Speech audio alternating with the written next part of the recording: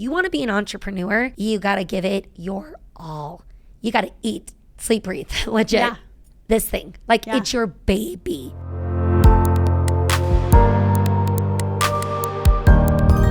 You know, we were joking before the podcast started that you like to shop and you're helping the economy.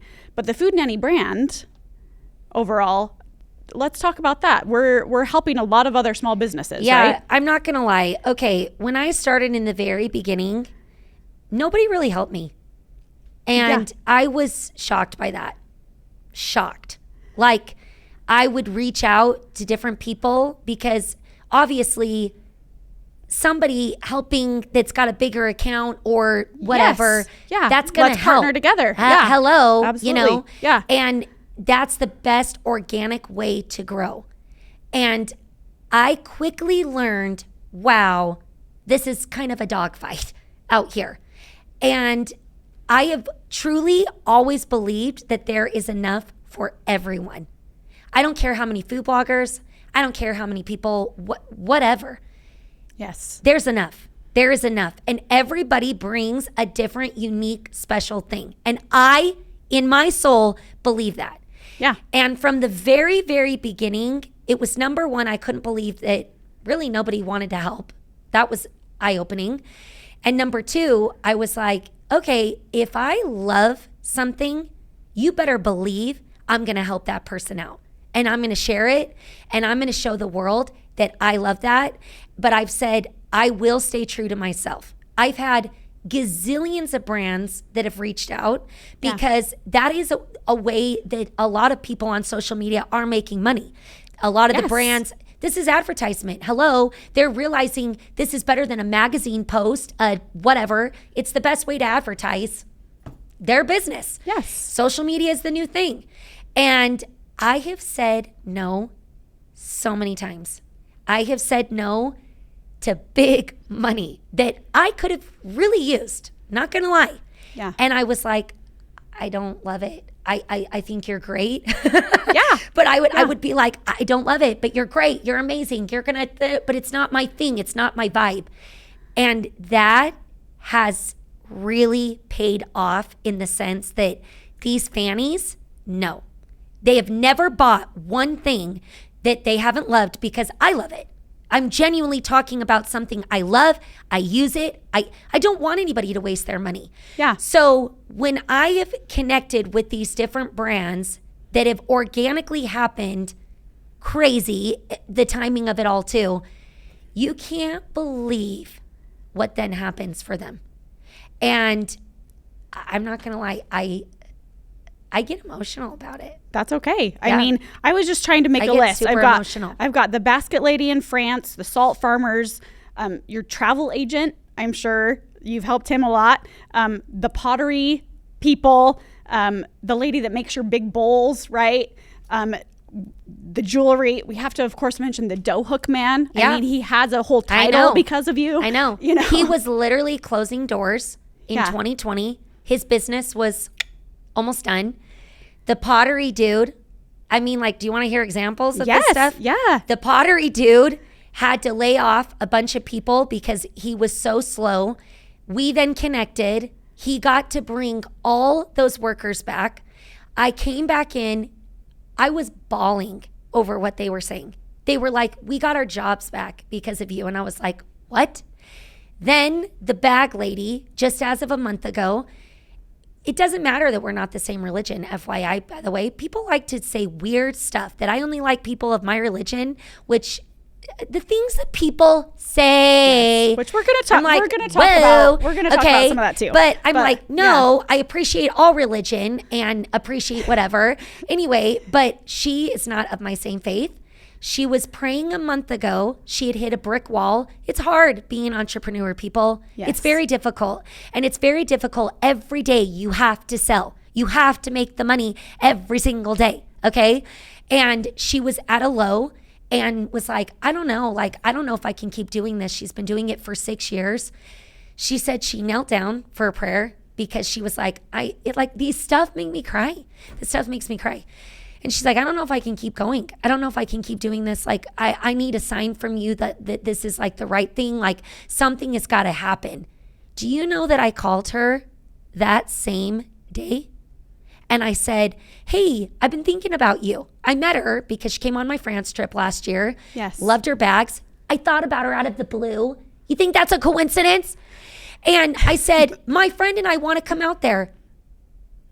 Do you know she just had her biggest day she's ever had in the history of 6 years? I love it's that. like, that's inspiring. Yeah. And it's like, I don't even want a cut of it.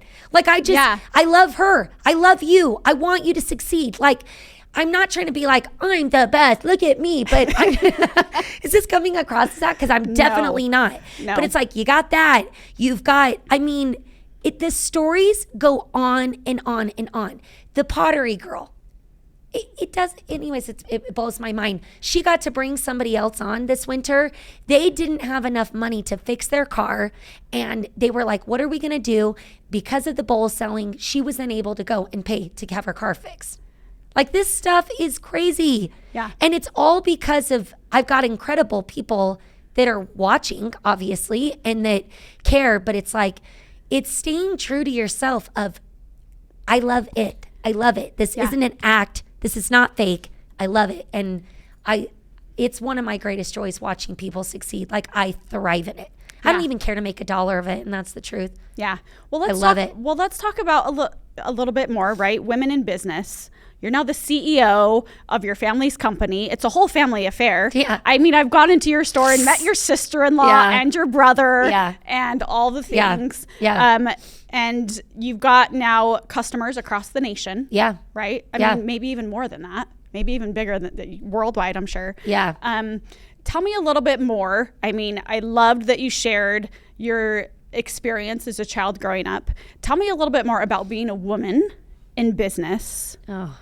And what that means with motherhood and all the things. It's so difficult. Okay. It's so difficult. Like, I can't lie. Yeah. It's so difficult.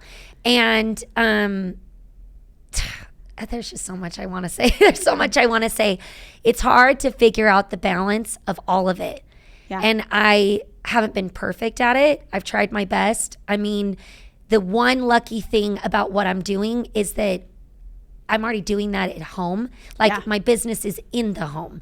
But then that's kind of complicated because you're trying to do the things with the kids in the home, but then you're still doing it's crazy. Like, because like I said, I started with my baby. He was 6 months.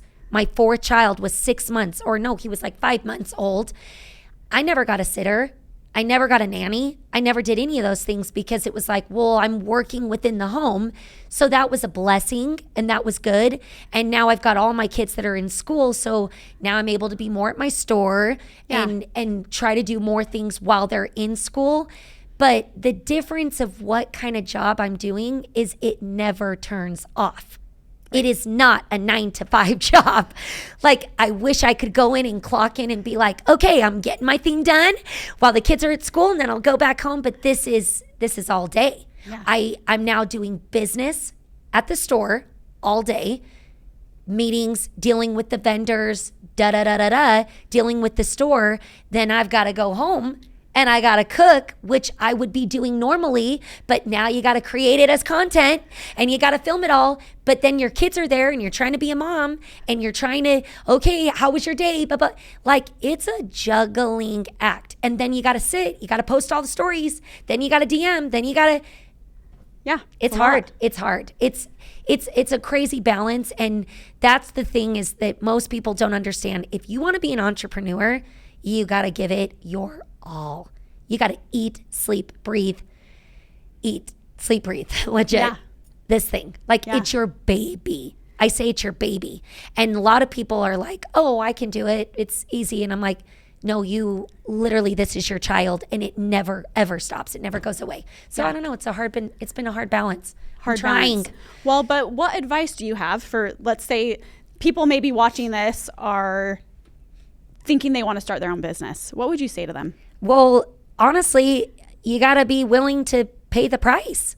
You've got to be, because I've had a couple of vendors that have come to me that have wanted to be an entrepreneur and they've wanted to be a part of it. They're like, I want to do this. I can't wait. I just, and then they quickly realize, This is exhausting. This is way too much of my time. I don't have the time and energy. I can't deal with the stress. I mean, it's stressful. Yeah. I've got to create the content, and then I've said, like, we got to pay the bills. We got to pay all the employees. I'm now the breadwinner. I got to make the money, but good thing I'm doing what I love, and I'm not trying to be fake of what I sell. But a lot don't understand the time and energy, and I can't stop calling it a baby, but it's your baby. Yeah. And so you've got to be willing to put the grind in, and you can't stop, because your problems become different problems. Like in the very beginning, I'm just like, please, I pray a book sells, please, Yeah. And now you've got the problem of it's finally going and it's good, but you got to keep it going, and you got to keep the sales going. And now it's more and bigger than yourself. You've got all these employees. Now you've got an expensive store.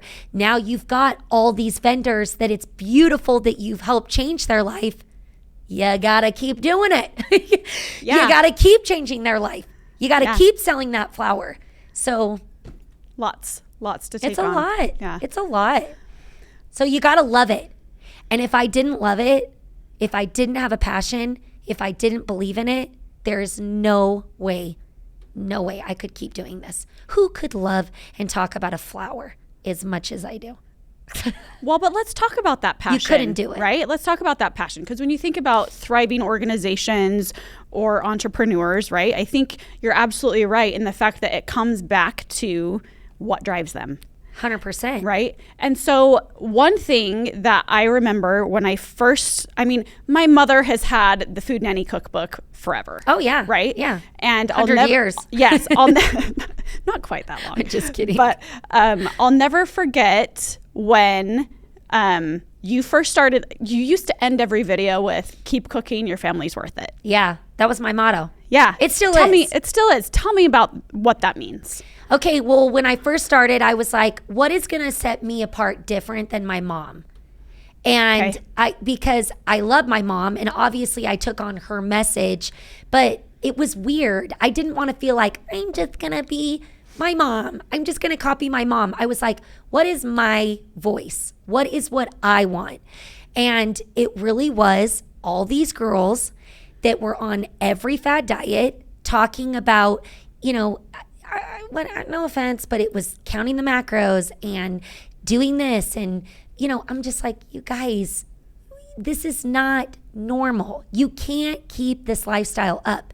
And it was this whole, they were eating their special dinner and then their kids were off fending for themselves. You don't know how many times I've seen this. And then the kids are now having this horrible relationship with food. We've got obesity kids now from it. We've got kids that don't know what to eat or how to eat because they've got mom that's setting this example of, I'm going to eat my pre-done meal and I'm going to count my da-da-da, while the kid is like, what do I do? Pulling out the freezer meals. And I met a kid, he was like, I never knew if I was getting dinner. He's like, I've had Domino's on speed dial. Right?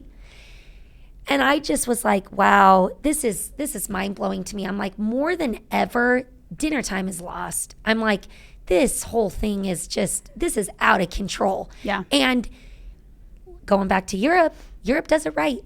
They eat the bread. They eat the pasta. These women are beautiful, okay? Everybody's looking good. Everybody feels good. They're walking. They're active. They're living this amazing, beautiful, healthy lifestyle that they've been living for hundreds of years. And we're over here like, we're going to change it up and we're going to, and we're just like, why do you got to make it so complicated? Yeah. And why do you got to tell yourself that bread is so bad and carbs are so bad? It drives me insane. So that was fueling my fire so much, because I could not believe what I was watching and listening from the other people on social media, that I was like, what do I believe? And it was crazy. It came to me. It was, keep cooking. Your family is worth it. And I felt that. Yeah. And well, and studies have been done, right? That dinner time, studies. All of those things are so important in the development of your family, your children, right? Their relationship with food, like you said. If you do not, they have shown that you have to, if you just do dinner 3 times a week with your kids at the dinner table, they're more likely to have better grades. They're more likely to stay out of drugs and alcohol. This is the truth. You have a way deeper connection with them because, look, we're all busy. We're all going crazy. If you don't take the time in the day to sit and look into your kids, each one of them, into their eyes, give them a moment, tell me what happened today. It happens to me over and over and over again. I'll be like, how was your day today? Oh, it was fine, whatever. It's not until we really sit at the table and we go through each person. I'm like, okay, Jack, what happened to you today? You won't believe the things that come out of these kids' mouths. Yeah. And it's because of that. And it's like, it's the most natural setting. You can't get a more natural setting. Sitting around dinner, eating good food, you're connecting. Those are big bonding moments, truly. And it's countless benefits from that. And that's not just, from us, it's studies. Thanks for reminding me of that. It's true. Massive studies. Kids don't come home from school because a lot of parents are like, whatever, go eat, It's like, no, get your butt home, keep them out of trouble.